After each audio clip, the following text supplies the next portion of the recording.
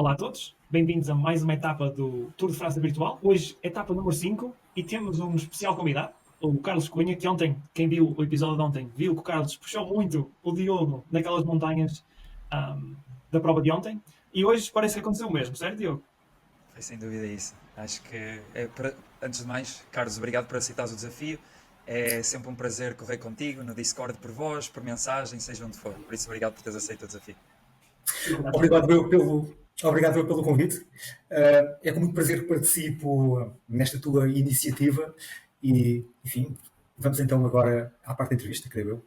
É isso. Só foi a primeira vez que estou aqui. Bom, Fábio, eu começava só, se calhar, como o normal, a Sim, sim. mostrar a etapa, não é? Portanto, hoje era uma etapa com basicamente duas dificuldades, mais duas pequenas. Isto porque no início tínhamos aqui uma rampa muito explosiva, depois tínhamos aqui um pequeno penhascozito, e depois sim a grande montanha, a grande dificuldade aparecia à frente, principalmente em terra, e portanto estar bem posicionado e pôr ritmo forte era muito importante. E apesar daqui estar a acabar aqui o mapa, ainda havia os 5 km iniciais que acabam um bocadinho depois da primeira rampa inicial. Portanto, vamos mostrar aqui como é que correu a corrida, nomeadamente aqui do ponto de vista tático, foi uma corrida muito, muito, muito rica. E eu começaria exatamente por esta primeira parte. Eu falo-me só um bocadinho rápido de como é que estavas a sentir antes da prova, porque ontem sentimos que havia uma diferença muito grande do dia anterior, ou seja, da stage número 3. Estou curioso para perceber a diferença entre a quarta e a 5. Bom, a quarta etapa era muito dura. Eu ontem à noite senti um bocadinho de fadiga nas pernas, o que é normal, mas muito honestamente, e principalmente aqui com a ajuda do Carlos, foi uma etapa que eu acabei abaixo do meu esforço máximo e portanto acho que consegui fazer uma boa recuperação também a nível alimentar e de descanso, e entrei hoje de manhã a sentir-me fresco de pernas e altamente entusiasmado por duas razões. Uma vez, ou ponto número 1, porque estava o Carlos comigo, e ponto número 2, porque também tínhamos o Pedro Nunes de volta, ou seja, sentia-me muito equipado para fazer um bom resultado hoje. Ou seja, a parte da equipa estava no ponto. Completamente. E aqui, então eu vou aproveitar a mostrar aqui algumas partes. Começava logo com uma rampa explosiva aos 4 minutos e 20 da prova. Estamos aqui a falar da parte logo inicial. Eu vou baixar um bocadinho a qualidade só para mantermos o speed no sítio certo. Exatamente, pronto. E aqui, por explosividade, mais uma vez entenda-se, 450 watts. Estamos aqui a 5,5, 500 watts, 6 watts por quilo, portanto era uma coisa muito intensa que deixou alguns Bs para trás. Mas mais relevante, mostrar a segunda dificuldade, portanto a subida ao Rooftop Com, onde aqui o grupo dos As definiu um ritmo muito alto, muito mais explosivo, e que completamente partiu o grupo todo. Aqui de relevante dizer, mais uma vez, há partes a 4, a 5, a 6, a 7%, muito intensa também a nível de watts, mas mais longa do que a primeira, e portanto isto foi sobretudo sobre saber gerir o ritmo cardíaco e não subi-lo demais, ao ponto de chegar aqui ao topo da subida, literalmente apenas com As e o Carlos Cunha. Portanto, nós estávamos como queríamos, eu e o Carlos na frente, os Bs, portanto temos aqui o Jamie Harbour, que é o principal competidor à GC, um atleta que tem acabado sempre em primeiro ou segundo lugar nos stages para trás. Também não conseguiu colar e ficou para trás, e todos os outros Bs ficarem para trás. Este foi um ponto importantíssimo, onde o Carlos estava-me aqui a ajudar a controlar o grupo. Carlos, como é que tu avalias este momento da prova? Sentiste bem? Sentiste que íamos a um bom ritmo na frente? Qual foi a tua opinião neste momento? Este foi um momento de prova focal, porque ou íamos com o grupo dos As na frente, ou ficámos neste grupo intermédio e tentávamos manter este ritmo. E acabar eventualmente correndo o risco de ser apanhado pelo grupo de trás. A opção que foi feita, que fizemos rapidamente, foi ficar neste grupo e foi interessante durante algum tempo. A minha preocupação aqui era que o Diogo não passasse uma única vez pela frente. Portanto, era eu com os restantes, e eu lembro que ter dito isso ao Diogo, nós fazemos o trabalho, tu ficas atrás da retaguarda a observar e a descansar. Neste grupo não éramos só Bs, portanto, este grupo ficou para trás, éramos Bs, mas também As. O que me levaria a pensar que eventualmente estes As iriam querer fechar o espaço para o grupo da frente e tentar atenção a essa situação. Normalmente, neste tipo de situações, quando um A está neste grupo, não gosta de levar os outros As de arrasto para o grupo da frente. Portanto, ou tenta saltar para o grupo da frente, ou faz o esforço e leva toda a gente para a roda, que é uma coisa que é indesejável, porque vai chegar lá e, portanto, é uma luta de 1 para 1 e vai chegar muito mais cansado. E, normalmente, quando há estas situações, portanto, se há alguém que toma iniciativa, os outros não trabalham assim tanto quanto isso. Portanto, a minha ideia aqui era manter-me na frente para controlar estas saídas, eventualmente ir com eles, e manter o Diogo na roda tranquilo e descansado, e assim fizemos. Depois acabámos por ser apanhados pelo grupo de trás, portanto, foi uma opção que fizemos para não nos desgastar tanto. Vou colocar Tu estavas com o objetivo, Carlos, de controlar também o grupo A que estava um bocadinho à frente? Não, ou não de todo. O meu objetivo era controlar o grupo sim, em termos de ritmo para o Diogo, e eventualmente indo com os As, mas no trabalho de igual para igual, para colar o grupo da frente. Esse é o objetivo. Se houvesse trabalho igual para igual, eu sozinho, não. Por outro lado, há os esticões, portanto, tentando anular fugas de as, ou pelo menos ir na roda e não trabalhar, também não, porque senão seria ideal para o Diogo andar sempre a fazer ali pequenos sprints intermédios, era um grande desgaste. Portanto, ou íamos com os as e fechávamos logo, ou íamos ser apanhados pelo trás. Não fechámos logo, acabámos por ser apanhados. Muito bom. E como é que vocês decidem o que estão a fazer na prova? Porque eu normalmente reparo que aparece comentários de lado, mas vocês têm outro tipo de comunicação? Hoje estávamos no Discord em voz. Mas força, Carlos, podes explicar essa parte? Não, essa é a vantagem de estar precisamente no outro canal de comunicação, que é o Discord. Estamos constantemente a comunicar. Portanto, os vídeos do YouTube aqui não têm som, mas passámos muito da prova a comunicar quer estratégias, quer dados que são relevantes para a estratégia que o Diogo quisesse definir, como por exemplo quem é que estava no grupo, quais os escalões que estavam no grupo, eu consigo ter perfeitamente essa noção, e qual também o nível de esforço das pessoas que têm no grupo, também consigo ter essa noção, portanto quero os watts despendidos, aquilo que é o seu esforço cardíaco, aquilo que é o seu desgaste, consigo ter essa noção, e informar o Diogo para ele tomar a decisão. Muito bom. Fábio, aqui importante para dizer, e se calhar o Carlos pode explicar, que é o Carlos tem um plugin, uma app on top a correr on top do Zwift, com mais analytics, que permite fornecer esses dados e essa informação que, como o Carlos estava a mencionar. Sim, eu acho que posso aqui brevemente referir que consigo saber constantemente quanto é que o Diogo está presente em termos de potência, se eu quiser, porque não sei, porque não é uma questão de opção que não faço, mas sei qual é o limite de potência funcional dele, aquilo que nós chamamos de FTP, e dos adversários estou à minha volta e consigo e controlo sempre aquilo que é a frequência cardíaca do Diogo, que muitas vezes me assusta. Eu fico sempre na dúvida quando ele está nas 180, 190, sei continuar a carregar mais, sei diminuir um bocadinho. Acabo sempre a comunicar com ele: Diogo, estás nas 190, o que é que eu faço? Carrego mais, descansas, como é que estás? E ele diz: não, estou bem. Pronto, então eu continuo, por exemplo. Isso é uma dimensão super interessante do Zwift, porque na vida real a única comparação são as pessoas que estão no rádio, não é? Exatamente, sim, exatamente. Portanto, ter esta percepção daquilo que está à nossa volta é uma vantagem, efetivamente. E é muito mais animado, Fábio, ou seja, inclui aqui outros parâmetros que traz, portanto, a tal vertente de gamificação que o Zwift Sim, completamente. E é isto que é viciante. Quando tu falares, para pôr o microfone mais próximo, por favor. Ok. Sim, completando a ideia do Diogo, sim, é isto que torna esta parte do Zwift, da competição, absolutamente viciante. São estas estratégias que se criam à volta, é este conhecimento e é isto que nos envolve. E isto efetivamente, acaba por ser viciante, como muitas vezes referimos. Entramos aqui talvez no momento mais importante da corrida. Era o momento onde eu e o Carlos tínhamos mais reticência de como é que a corrida se ia desenvolver, porque, como o Carlos estava a dizer, nós deixamos colar ao grupo de perseguidores da categoria B, mas estrategicamente para nós era muito importante não permitir nenhum ataque. Aquilo que já falamos noutros episódios, que é: eu tenho muito mais dificuldade em ir aos repelões e muito mais facilidade a pôr um ritmo alto constante, e foi isto que pedi ao Carlos. Então, taticamente, entramos aqui na montanha, que é de terra, portanto ainda mais difícil. Eu pedi ao Carlos para ir na frente a liderar o grupo a um ritmo muito alto. E assim tirava as ideias de qualquer pessoa de atacar. E se atacasse, eu ia na roda, acho que fácil. Cheguei aqui a 169 BPMs, que, como vocês sabem, para mim é muito baixo, não é? E portanto vamos rolar esta primeira parte. A primeira parte é literalmente só isso. Há um ritmo bastante intenso do Carlos. Íamos aqui constantemente a 4.5 watts por quilo. Isso foi completamente relevante.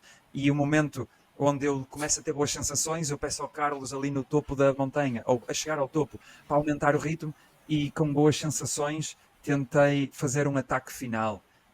É exatamente este momento que estou a tentar levar-nos, que é, com boas sensações, o meu objetivo, vindo de trás, era tentar descolar 2 ou 3 competidores, atletas aqui da categoria B. Ou seja, eu não queria propriamente descolar o Carlos, mas queria, com este ataque, que viesse mais malta a responder comigo e que com isso 2 ou 3 atletas tivessem ficado para trás. O que é certo é que os únicos que responderam efetivamente foi um atleta de categoria A que não era tão interessante. Atenção que eu aqui, em alguns momentos, como vamos ver agora, chego de novo aos 6.5 odds por quilo, qualquer coisa assim. O ritmo estava tipo frenético, era um ataque, era a minha tentativa final para ver se cumpríamos o objetivo tático. O que é certo é que reparei, agora é mais uns segundos finais, e reparei que só consegui gerar 3, 4 segundos de avanço para o grupo, que nenhum descolou, portanto estava tudo ao mesmo ritmo, e em voz com o Carlos decidi gerir esforço, poupar-me para o fim e também para as etapas que vêm aí na frente, em vez de tentar ir sozinho por aí abaixo com mais 16 km para frente. Ia ser penoso, ia ser apanhado, era esforço completamente em vão. Carlos, como é que tu analisas este momento? Esta parte aqui foi bastante interessante, em termos pessoais e coletivos. Tu disseste inicialmente, portanto, que és um atleta que não gosta muito de ir aos repelões. Eu sou totalmente o oposto. O Diogo perde muitas das vezes ritmo bastante alto, que é algo que para mim não é nada natural. Eu sou totalmente o oposto. É por essa razão, por exemplo, que custa imenso fazer contra-relógios, porque aquilo para mim é desesperantíssimo. Mas consegui cumprir neste caso, como é uma subida curta, eram 2,6 km de subida, sensivelmente. Pronto, não é um esforço muito longo, consegui manter o ritmo que o Diogo me pediu. Ele tinha-me pedido 4,5, eu achava isto é uma loucura que eu vou arrebentar a meio, mas consegui manter os 4,5 durante toda a subida, por vezes um bocadinho superior, e acima de tudo consegui depois, quando o Diogo atacou, ficar no grupo de 4 ou 5 atletas e não quebrar. E assim que cheguei ao fim da subida, consegui logo outra vez passar para a frente do Diogo, não expondo a esforços de tentar eventualmente ter que saltar para a roda de um atleta que se quisesse de alguma forma destacar. Essa foi a parte fundamental. Portanto, consegui, em termos pessoais, isto também foi importante manter esse ritmo, porque estou no momento mais baixo de forma, acho eu. Mas acima de tudo, dar o apoio que o Diogo queria, como o Diogo queria.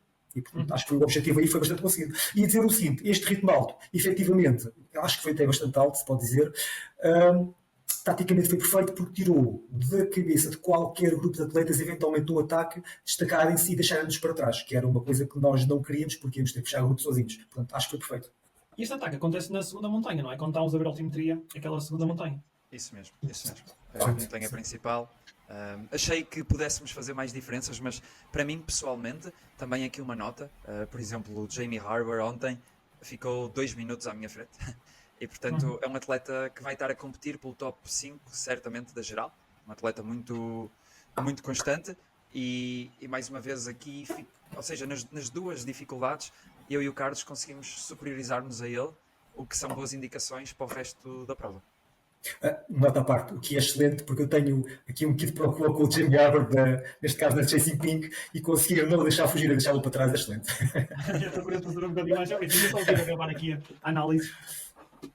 Acho ótimo. Pronto, então, na verdade, também é importante dizer que tínhamos o Pedro Nunes no grupo e, portanto, para nós fizemos aquela descida e o resto do plano todo com 3 atletas, o que dava alguma versatilidade tática para nós. Então, em voice, aquilo que decidimos foi tentar ir controlando o QB, mas a partir dos 5 km começar a assumir a prova de novo, a voltar o Carlos à frente da prova com um ritmo muito alto e depois, a cerca de 1 km e pouco, colocar o Nunes num esforço de um nível ainda superior, porque o Nunes é um atleta mais pesado, com mais watts, que favorece essa parte final, para eu tentar fazer um ataque e eventualmente ganhar a prova. E foi este momento, é isto que demonstra o Carlos na frente do grupo, a controlar relativamente bem, e eu acho que relevante então será mostrar a última rampa super explosiva, onde tínhamos o Cunha ali ainda na frente, mas onde o Pedro Nunes também vai fazer um bocado as tais despesas. Estamos a 1,5 km do fim,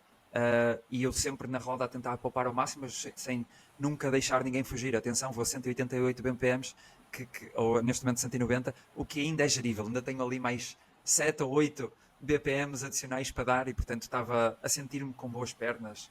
Estava tudo no limite, obviamente, mas com boas pernas. E eu acho que este momento final é determinante. Vamos passar agora para os últimos 500 metros. Na verdade, o início de sprint, mas onde eu estava mal posicionado. Aqui, aqui só fazer uma pausa. Escreve o que é que queres dizer como estavas mal posicionado. O que acontece é que eu vim sempre bem posicionado, atrás de 2 ou 3 atletas, para lançar o sprint final de trás, com draft, não é? Que me ia impulsionar. E o que acontece é que ali a 400 metros, mais ou menos, houve um travão grande e eu passei para a frente. E depois de passar para a frente, significa que estou eu exposto ao draft, e portanto iria ser difícil para mim conseguir o primeiro lugar. Ainda tentei descair um bocado, recuperar, e é isto que vamos ver aqui no sprint final. que passa primeiro o atleta da categoria A, mas vem aqui um atleta super explosivo de trás, precisamente, um atleta que é mais pesado e portanto tem mais odds, e portanto restava-me aqui apenas lutar pelo segundo lugar, e é o que acaba por acontecer, com o Nunes também a chegar ali em terceiro lugar. Aqui o Carlos já tinha desligado, mas obviamente foi um Carlos super altruísta, só a pensar na equipa, que pôs um ritmo super elevado no fim. Carlos, como é que é a tua análise aqui do final da etapa? Acho que foi excelente, acho que a estratégia foi boa. Tu tinhas-me pedido para manter um ritmo alto nos últimos 6 km. Eu comecei a fazer contas de cabeça, 6 km, X tempo, acima dos 100%. Isto vai esgotar rapidamente, até porque eu já tinha feito aquela subida toda e tinha dado bastante tempo na frente. É que essa é outra parte, eu andei bastante tempo na frente, sempre ali a gerir o esforço. E notava-se claramente que o ninguém queria assumir, independentemente do esforço que eu fosse a fazer. Eu cheguei a baixar o ritmo para os 3,2, 3,3 watts kill, que aquilo é um ritmo fácil de fazer e ninguém passava. Portanto, ninguém queria assumir, estava tudo a guardar para a frente. Mas também, ao mesmo tempo, isso foi o que nós percebemos. Pronto, quando percebemos isso, e depois acabámos por aumentar novamente o ritmo ali para a zona dos 4. O Diogo tinha pedido os últimos 6 km, eu disse os últimos 5, e fiz 4 km na frente, nessa altura, a cerca de 4,2, 4,3, até aos 4,5 continuamente, para manter o ritmo bastante alto, para que ninguém tentasse sair, mas acima de tudo, para não deixar ninguém descansar. Ou descansar o mínimo possível, porque se vais no draft, descansas mais. Também ponderámos a uma altura ser o Pedro a ir na frente. O Pedro voluntariou-se para fazer esses 4 km na frente, mas uma vez que o Pedro não se tinha desgastado até então e eu ainda tinha forças suficientes para, acabei por querer eu assumir e dar ao Pedro a possibilidade de fazer o último quilómetro final, quilómetro e pouco final, num ritmo ainda mais alto daquele que eu estava. Eu acho que foi uma boa estratégia. Portanto, poupámos o Pedro também, que poderá eventualmente ser útil ao Diogo noutras etapas que eu possa não estar. Assim, poupamos 2 pessoas. Eu acho que foi excelente. Uma vez que eu não vou estar em todas as etapas, acho que foi uma boa decisão. Carlos, eu estou curioso em perceber uma coisa aqui. É quando um atleta, como tu, estás aqui a trabalhar para o outro atleta que está a trabalhar para a classificação geral, o que é que acontece quando tu dizes assim, ok, agora é uma altura de desligar, o que é que tu começas a pensar? Começas a ver que a prestação de Diogo mais à frente, como é que costumas abordar esta parte? Eu tento não desligar antes de chegar praticamente à meta. Neste caso, eu desliguei 1 km. O meu objetivo é não desligar antes para tentar sempre estar o máximo possível na frente do Diogo. O que aconteceu, por exemplo, no call anterior, na última subida que tivemos, foi precisamente isso. Foi, para além daquele esforço que eu já estava a despender, manter-me no grupo, fazer o esforço para manter no grupo para continuar na frente. Portanto, quando eu desligo, aí desligo completamente. Não me interessa qualquer tipo de resultado pessoal. É mesmo só chegar à meta e cortar a meta. Ou, eventualmente, repara no seguinte, se eu desligar a meio de uma corrida de 40 km, aí eu desligar é mesmo sair e fazer a muita recuperação, nem preocupar em acabar. Não tenho qualquer objetivo pessoal. Portanto, aqui é mesmo para o Diogo. O objetivo é sempre descansar o máximo possível para ajudar o máximo possível. Muito bom. Isso era interessante perceber essa perspectiva, que eu não fazia ideia de o que é que estava na cabeça da pessoa que está a ajudar o atleta principal. É mesmo proteger ao máximo. E recuperar o máximo para quando estão novamente ao serviço, digamos assim, estar lá a 100% ou a 110%. Isso é muito importante. Fábio, aqui estes números demonstram. Eu acabei a fazer 3.5 watts médios, que é relativamente baixo, só porque me poupa imenso. E o Carlos fez 3.9, aliás, aos 20 minutos ele faz 4.2 e eu só faço 3.8. Ou seja, nos únicos momentos onde eu realmente ponho intensidade é aquele come ou as subidas, onde eu consegui colocar 4.7, o Carlos 4.9. E isto é representativo do que o Carlos estava a dizer. Mas no geral, sentes que os teus números estão a voltar e que tu estás a sentir-te muito mais confiante para fazer os ataques, etc. Foi o que eu senti durante a tua conversa. É isso, o que acontece o melhor do que isso é ver, eu hoje fiz média de 170 BPMs, ontem tinha feito por exemplo 181, mas o problema é que nas 3 provas que estava com um problema mecânico, como se está aqui a ver, para além de não conseguir meter watts, o problema foi o esforço, foi que eu andava a fazer 185, esta etapa, primeira etapa, Meu Deus. foi 1 hora e 15, eu levei aqui 4 minutos, mais uma vez, eu não gosto muito de pôr desculpas, mas aqui o problema mecânico teve muito que se lhe diga, mas eu aqui estava a tentar ligar-me ao máximo, não é? E o que acontece é, 185 é completamente insustentável para 21 etapas. E pronto, hoje foi uma etapa de recuperação para mim. E de motivação apenas e só. Porque o Carlos e o Pedro Nunes me ajudaram. Porque senão também era atacado por todos os lados e não conseguia controlar a corrida desta forma. Sim, isso é algo que acontece quando sabemos que temos uma pessoa que é o nosso oponente direto e está sozinho, portanto. Era fácil, neste caso, o Jamie Arbor e o colega continuamente atacarem o Diogo, obrigando-o a responder a vários ataques, se o Diogo não tivesse ninguém na equipe. Isso é um esforço imenso, é um desgaste imenso. Carlos, tu estás aqui no Tour de França virtual, mas tu acabaste de fazer o Giro de Itália. Eu estou curioso em perceber, certo? Estou correto? Certo, certo, estás correto, sim. Eu estou curioso em perceber como é que tu te preparaste para esse Giro de Itália e como é que foi a tua recuperação para trazeres para o Tour de França virtual. Então vamos começar pela parte da preparação. Sim, começa pela parte da preparação. Pronto, a preparação não foi grande preparação. Eu descobri, aliás, nem me lembro como, hoje por acaso estava a pensar nisso, e nem me lembro como é que descobri a Chasing Racing. Portanto, a Chasing Racing é composto por um conjunto de provas que decorrem ao longo do ano, que começam naquilo que é o calendário Pro de clássicas, que são provas de um dia, por vezes de semana a semana, e foi assim que eu descobri a Chasing. E depois descobri também que tinha provas de uma semana e as provas de 3 semanas. Portanto, eu fiz todo o calendário de provas de uma semana e na altura estava em excelente forma. E como é que eu preparei? Bem, fiz uma preparação normal que decorre quando recomeço normalmente a pedalar em outubro, planeio a minha progressão em termos de treino, que me leva a um estado de forma, seja ele qual for, certo? Pronto, bom ou mau, seja ele qual for. Quando comecei essas provas, estava a começar a fazer algum trabalho de alta intensidade, portanto não estava naquilo que poderia ser o meu melhor. E isso acabou, pronto, aquele conjunto de provas acabou por quebrar um bocadinho esse ciclo. Portanto, comecei, gostava de estar no nível ainda superior àquilo que estava, mas comecei, decorreu, consegui não me desgastar porque é provas de semana a semana e foi onde descobri também o Diogo, pronto, onde acabámos por nos conhecer, foi nessas provas. Depois acabaram por acontecer ali uma prova, acabou por ocorrer ali uma prova de uma semana que eu já não me lembro exatamente qual é que era. Já sei, era a Chasing Azul. Não estou certo, Diogo, não estou a erro, não. É isso não. A primeira foi a Azul, exatamente. É Azul, exatamente. E depois ainda fizeste a Romandie, acho eu, antes do E, Chasing Pink. Exatamente, pronto, exatamente, é isso. É a Romandie antes do Chasing Pink. Portanto, não tive grande preparação para o Chasing Pink. A preparação que eu tive foi o dia a dia das corridas. E entre essas corridas, descansar sempre o máximo possível, porque o desgaste que eu tinha acumulado ia sendo algum. E confesso-te o seguinte: nas provas de uma semana já sentia um desgaste grande. E o que nos leva então a como é que eu cheguei à Chasing Pink e com que nível de preparação. Cheguei à Chasing Pink com bastantes reticências sobre aquilo que poderia vir a ser a minha participação em 18 dias de etapas. Eu não estava a ver sinceramente a fazer 18 dias, achava que ia quebrar antes. Mas fiz com a ajuda daquilo que é a equipa. E essa é a parte essencial que é importante referir. A equipa é algo que é absolutamente essencial para uma prova de 3 semanas. Daí eu estar focado aqui naquilo que eu, sempre que eu puder, em ajudar o Diogo para ele se gastar o mínimo possível. Porque sei, porque ele já tinha experiência disso, o Diogo já tinha passado muita da experiência que ele tinha tido no ano anterior, eu não tinha. E percebi ao longo destes 18 dias da Chasing Pink aquilo que é o desgaste acumulado no dia a dia e o quanto é importante recuperar e ter pessoas a nos ajudar-nos. Claro. Eu acabei efetivamente no 5º lugar, mas o estrago, pronto, tive ali vários dias de estrago, tive 3 dias de muito estrago, mas podia ser muito pior se não tivesse pessoas a ajudar-me diariamente. E tinha sido muito, muito pior. Portanto, isto é um esforço que não deve ser só pessoal. Para termos um bom resultado, obviamente, atenção, deve ser um esforço de equipa. E é isso que eu destaco acima de tudo, é este espírito de equipa que existe em pessoas que se conhecem só do mundo virtual, mas que trabalham para um dos outros precisamente para aquilo que vão fazendo conjuntamente. Pronto. Tudo aquilo que me deram, eu estou a tentar retribuir. E isso é algo que fica, que nos marca de alguma forma. E é a parte que eu acho que é super importante. E aquilo que nos envolve e nos motiva a continuar. Há dias, eu posso dizer o seguinte: há dias que se eu não tivesse pessoas a ajudar-me como tive, eu simplesmente desistia daquele nível de esforço, acabava na mesma, mas eu acabava se calhar no 11º, 15º lugar, porque ia perder muito mais tempo. Houve dias que eu tive que fazer das tripas de coração para conseguir acompanhar pessoas mais fortes que eu, para me permitirem que eu não perdesse tempo quando eu perdia a roda de um ou de outro atleta. Essa é a parte fundamental. Eu lembro-me aqui, Fábio, eu lembro-me aqui de uma etapa, a etapa 17. Portanto, no Chasing Pink só são 18, na volta também que eu tinha feito só eram 18.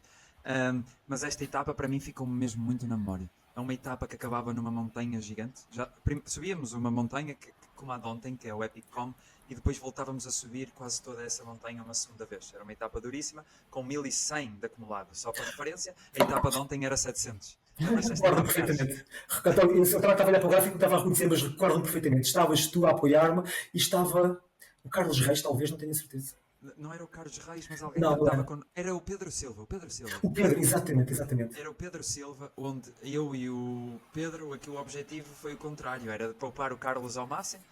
Aqui os papéis inverteram-se, eu lembro perfeitamente a subirmos a última montanha a um ritmo frenético, eu sentia-me soltinho para caramba. Por exemplo, depois de fazer uma primeira montanha, fiz este esforço de 20 minutos a 4.13 watts por quilo, porque ia ali com uma motivação de isto é para o Carlos, isto é para o Carlos, isto é para o Carlos, e mesmo no fim ele faz um arranque giro que lhe dá a vitória na etapa, mas deixa a concorrência para trás também, não é?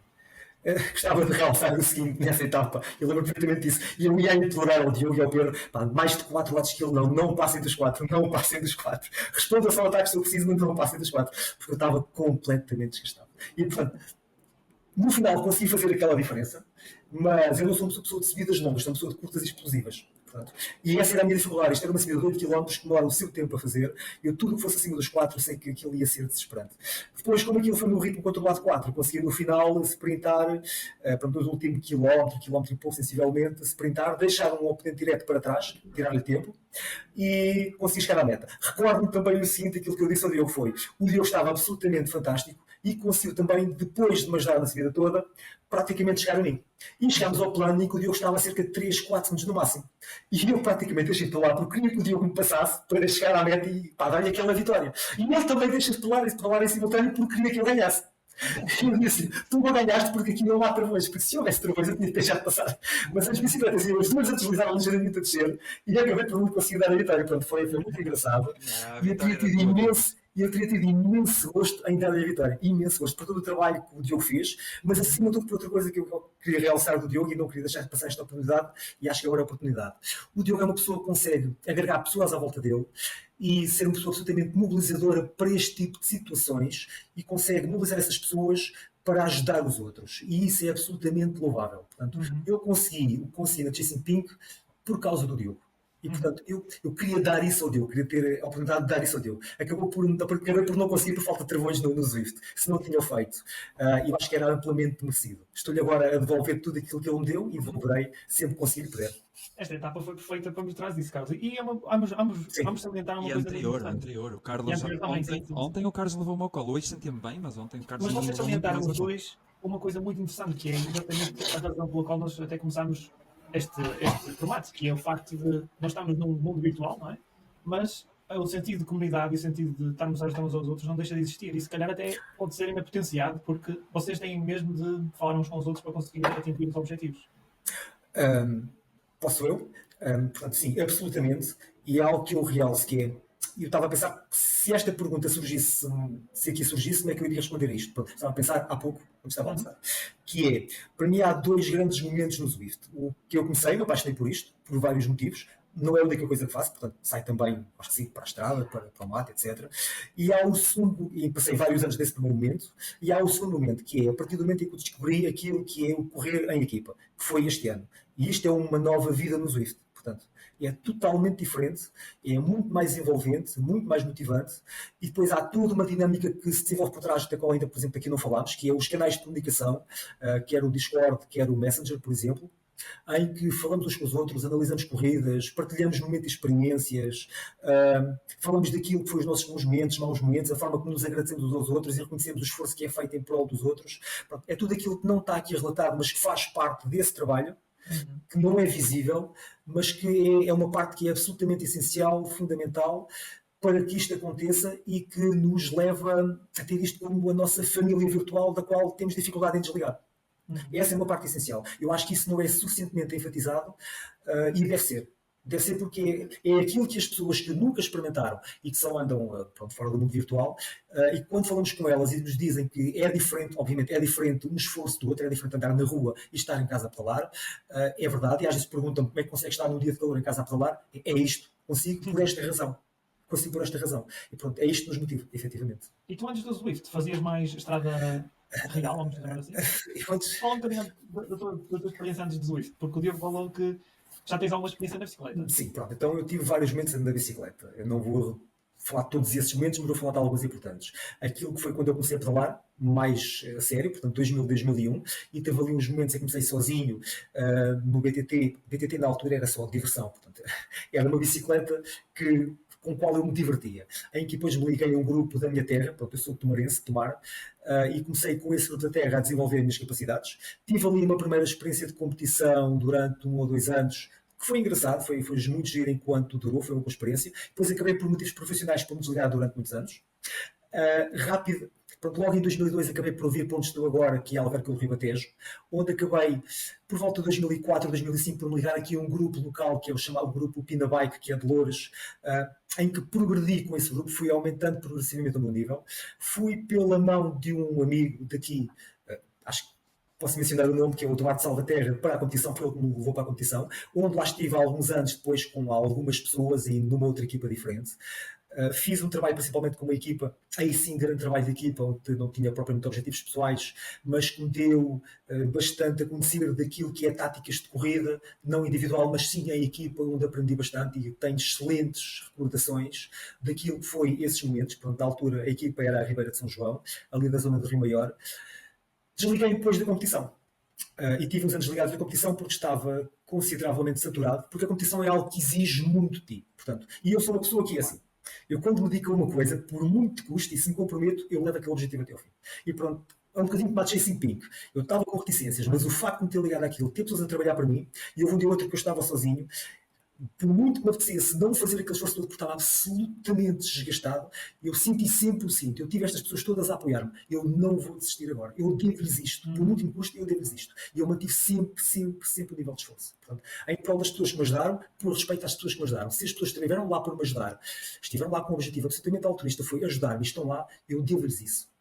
E, portanto, a competição teve esse momento também, que foi, não diria o excesso de dedicação, mas essa parte que nos envolve e que nos obriga a um dispêndio de tempo, de esforços, de energia e que nos para irmos, para continuarmos, para trabalharmos como uma equipa, acaba por ser qualquer coisa que muitas das vezes também nos satura. Portanto, acabamos por estar sempre a fazer a mesma coisa, acabamos por estar comprometidos e acabamos também muitas vezes por descurar as pessoas que estão à nossa volta. E pronto, as pessoas que estão à nossa volta acabam por pagar um bocadinho esse nosso excesso de dedicação a uma outra parte que não é só a nossa vida, que não é propriamente a nossa vida familiar. E na altura acabei por me desligar e começar.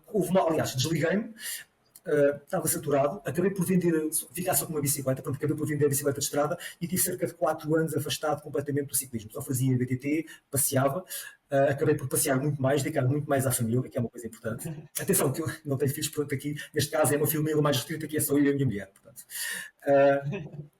Mas acabou por ser um espírito diferente. Portanto, não desliguei completamente a bicicleta. Depois veio a pandemia. E foi da pandemia que eu acabei por me ligar novamente à bicicleta. Portanto, a pandemia, ficámos com muito mais tempo livres, todos nós. Eu acabei por me começar novamente a sair para andar de bicicleta por todo lado, porque tinha tempo. E foi quando descobri também o Zwift. Eu não descobri o Zwift durante a pandemia, foi no pós-pandemia que eu acabei por me descobrir o Zwift. Portanto, assim que acabámos a pandemia. E começou uma nova vida, que foi a vida virtual de bicicleta e a vida de mundo real de bicicleta, principalmente ao fim de semana. Eu durante a semana faço, portanto, só Zwift, e ao fim de semana, se não chover, real suíço, porque passei anos à chuva, anos ao frio a treinar, e sinceramente já não tenho espírito para andar ao frio e à chuva a treinar. Já não tenho. Portanto, se está a chover... Uma das vantagens do Zwift, não é? Diz? Uma das vantagens do Zwift, exatamente. Portanto, acabei por me ligar ao Zwift e, portanto, nos trouxe até este momento, precisamente. Muito bom. Obrigado por partilhar esta história. Eu agora estou curioso, Diogo, para perceber o que é que vocês têm planeado para amanhã. Qual é que é o tipo de prova? Se vocês já falaram sobre isto, se não falaram. Amanhã é uma etapa mais plana de todo o Tour, na verdade. Só tem 129, salvo erro, 129 metros de acumulado, portanto é tranquilo. Mas etapas planas, para mim, nunca são tranquilas, não é? Já falamos disso antes. Porque vai andar ali aos repelões, aos ataques das categorias A sempre.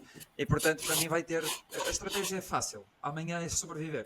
É uma estratégia de tentar estar bem colocado e responder aos ataques na roda o máximo que conseguir.